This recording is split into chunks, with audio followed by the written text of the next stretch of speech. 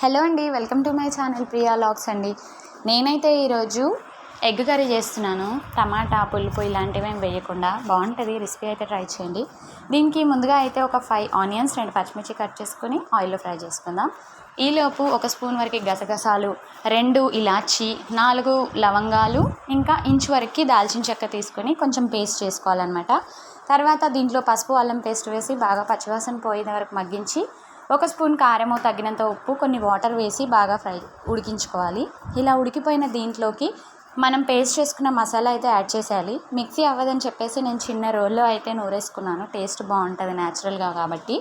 దీంట్లో కొంచెం వాటర్ వేసి ఉడికించి పెట్టుకున్న ఎగ్స్ కూడా వేసేసి కొంచెం ఉడికించుకుందాం. తర్వాత లైట్గా కొంచెం కొత్తిమీర వేసి కలిపేసుకుంటే కర్రీ అయితే సూపర్ ఉంటుంది. నచ్చిన వాళ్ళు పులుపు వేసుకోవచ్చు. మళ్ళీ దాని టేస్ట్ చేంజ్ అయిపోతుందని నేనైతే వేయలేదండి. వీడియో నచ్చితే లైక్ చేయండి. ఇలాంటి వీడియోస్కి నా ఛానల్ సబ్స్క్రైబ్ చేసుకోండి.